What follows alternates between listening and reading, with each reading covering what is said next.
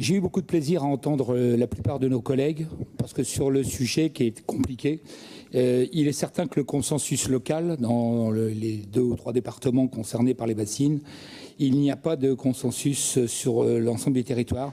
Il y a beaucoup de contradictions locales qui seront source de conflits, d'indignité, quelle que soit l'issue du vote, de violence. Beaucoup de gens ressentent une certaine injustice, particulièrement dans le milieu rural, concernant l'élément qui appartient à tout le monde, qui est l'eau, l'eau du ciel et l'eau de la terre. Il y a des dizaines d'années que moi j'entends parler de ce problème de l'eau. Il y a des dizaines de paysans qui ont voulu irriguer, d'organismes agricoles qui ont incité l'agriculture à se développer ainsi. J'ai même entendu, non seulement lorsque j'étais étudiant à l'école d'agriculture, mais dans le milieu rural, que les rivières coulaient à l'envers suite au pompage abusif de ces rivières.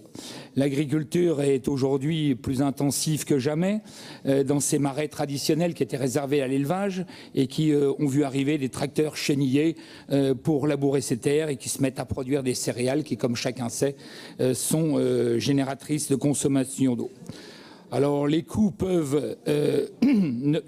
énoncés de la part de mes collègues sont exorbitants effectivement, et je remercie Benoît Habiteau de nous en avoir donné un certain goût. Ces coûts ne peuvent pas laisser insensibles non seulement les exploitants agricoles, mais les différentes populations qui sont liées et qui sont soucieuses des dépenses des deniers de l'État.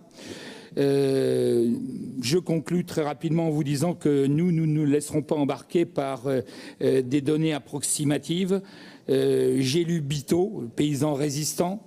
J'ai entendu J'aime la certitude de Nicolas Gamache. J'ai de la sympathie pour tout ce que j'ai entendu aujourd'hui, mais j'ai lu également, et je vais continuer de lire, le dernier livre qui est sorti de monsieur Gervais, L'urgence climatique est un leurre, et je penche un peu pour cette idée. Et c'est pour cela que nous nous abstiendrons de prendre parti sur ce dossier, parce que nous sommes, effectivement, beaucoup d'entre nous sommes